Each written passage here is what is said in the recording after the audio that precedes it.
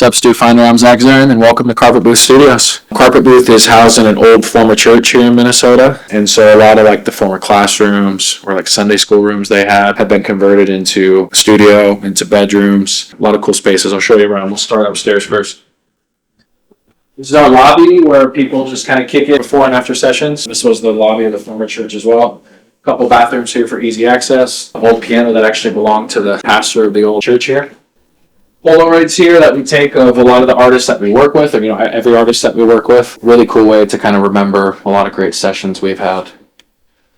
And I'll show you the sound lock here in Studio A. A lot of the vinyls, some gold, platinum certifications we've worked on. Really cool, again, way to sort of see all the diversity of records we've worked on. And into our control room in Studio A. This is all kind of housed around this Trident Dream 32-channel console. Love that thing. Drove out to British Columbia to get it several years ago, so it's nice to have it back in a working studio. On the computer here, we got Pro Tools, Ableton, FL, Logic, all the staples. A couple Neumann monitors I love. Bunch of cool outboard gear here. We keep the Stam SA800G in here to record vocals depending on what we're doing. And then we just got tons of effect pedals, tons of guitars on the wall here so that we can kind of have our pick on what we need for the record that we're working on. So ISO West is one of our main vocal booths. We do a lot of stuff in here, amps and stuff too, but we keep our Neumann 1960s U67 set up in here. That's been used on most of the stuff that has had some sort of industry success or whatever. We got diffusion on one side and absorption on one side, so we got a really good kind of capture in our vocals here. This is actually from a tree that we cut down that was hanging over the church. It had to come down anyways, and we chopped it up and put it in here as some natural diffusion. Love this room. Down this way, we've got our live room in Studio A. This is where we do a lot of the full band captures. We keep a kit kind of set up to be able to just get to work real fast when needed. We got a bunch of extra kits and shells over here. Tons of cymbal options, tons of snare options. If you come over here, in the control room, we've got, a Kemper and a bunch of Neural DSP options in the box, but we also have a bunch of old solid state and tube amps. Keyboard corner. This cool grand piano, baby grand, that came with the church. It's from 1921. Vintage Rhodes, vintage Whirly. Lots of cool organ options here. Got fun little Whirly options here that are from the 1970s. ISO North. Really simple ISO room, traditionally treated. We throw a lot of amps in here. When we're doing full band captures, we'll have a vocalist in here so that they can still keep eye contact with the band for energy's sake, but get an isolated capture. You also see we do podcasting in here, a couple RE20s, SM7Bs. Cool use for this room, so lots of use for this room. Kind of quirky thing about the former church building we're in is this baptismal with this wild wallpaper that came with it. We actually use it practically though. We do a lot of captures of amps. During drum recording, we'll throw a mic in there to get a trashy sound. I've done vocals in there a bunch. We love using this and trying to kind of shoehorn our way into ways to using it creatively while making a record. And then the last ISO in Studio A is our ISO East. And this is treated with like a 70s shag rug style treatment. So it's really, really dark. So we'll do kind of dead drum capture in here. Lots of string instruments, cello, violin, acoustic, brass, horns, woodwinds, dark vocals when we need it. Really, really like this room for its character. And a built-in EQ. And then mic locker to sort of organize. We have like about, I think over 100 mics in our mic locker. And we're able to kind of keep them all organized back here. So that's Studio A. And we can head downstairs and show you the lounge and Studio B.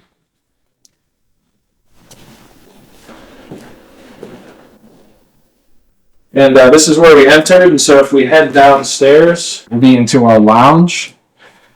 And this is the place where, bands, artists, in between sessions, in between takes, and down here for some rest and relaxation. A lot of times we'll have, 3, 4, 5, 6-piece band be working in Studio A. Only a couple people need to be up there, so the rest of them will kind of come down here and kick it. We had 2 bathrooms upstairs, but we got another one down here, a full kitchen. Fully operational. I cook a meal in here almost every day. And when I've got bands in for, a week, 2 weeks, 3 weeks, whatever, we'll do a lot of like family dinners and kind of stuff down here to connect. Ping pong, pool, another piano and an old organ. Gonna have some fun. One of our bedrooms is right here. Very thankful to be able to have a space for people to kind of have the residential studio experience. So you can kind of just live in your record for the amount of time you're here. Second bedroom back here. And then we will show you Studio B around the corner. So when we built Studio A, we wanted to make sure that we still had a really accessible and affordable spot for local musicians to record. We just keep a really, really simple kind of vocal chain setup that we use for guitars and stuff as well, but it's a Neumann TLM 103 through an SSL pre, a DBX 568 compressor, a computer down here, it's Pro Tools, Ableton, FL, Logic, all the same sort of stuff that's upstairs in A. Absorption on one side, not proper diffusion, but just a bit of a kind of pingier side on this side, so we get a really, really good kind of balance in frequency and capture. I've seen even people use Studio B to record vocals looking towards the absorption for a darker sound and turn around and grab a more high-end capture looking this way. So there's a lot of versatility to this. So that's our Studio B.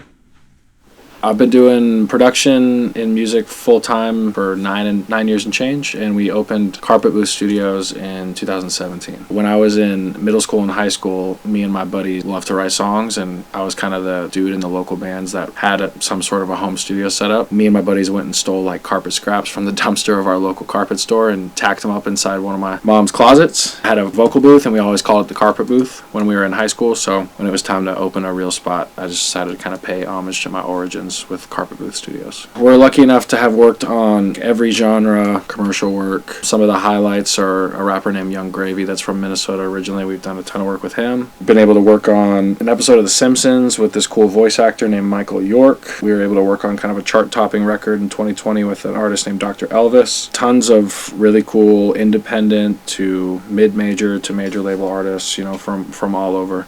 Very thankful to have a spot where we can be a big part of the Minnesota music scene, but also work with people from outside of the area too. If you want to start a studio like Carpet Booth, I would just say tread lightly and carefully. I mean, it's a risk worth taking, in my opinion. Owning a commercial studio like this is quite the undertaking, so I would suggest if that's a long-term dream, maybe finding somebody like myself or another commercial studio owner and interning with them, sort of maybe apprenticing with them to sort of figure out, is this really something that I want to kind of put all my chips into? That would be a good first step. The main sort of thing I would say to prepare for a session is practice and rehearse. I mean, it's your time that you're paying for. It doesn't make us happy to see people inefficiently use studio time. We're not greedy like that. So if you can come well rehearsed, practice on your mic at home, cut a bunch of demos at home so that you're really, really used to sort of recording to a click track or recording to the track that you're going to be working on. Feel free to call us and email us with questions. We love educating alongside, working on record. And most people, if they're cool, should be able to help you out in that way too. I feel very grateful here at Carpet Booth to kind of do the old school studio model where a lot of our interns that work here graduate into assistant engineers and engineers. We have several people on staff. It's not just me. Depending on the genre you're looking to work on or the style or the type of record you're looking to do, it's pretty uncommon for us to have somebody on our staff that doesn't have a level of expertise in what you're hoping to work on. So yeah, super thankful for that. I heard about Stufinder from one of my interns needing to book a studio when he was going to LA, and he used Stufinder to do that, and so he came home back to Minnesota and said, hey, we got to get signed up. So he signed us up on the app like right away, and it's been awesome to meet the team today and hear more about the sort of vision for it. Stufinder, again, this is Zach Zern at Carpet Booth Studios. Thanks so much for coming and checking it out, and we hope to see you around.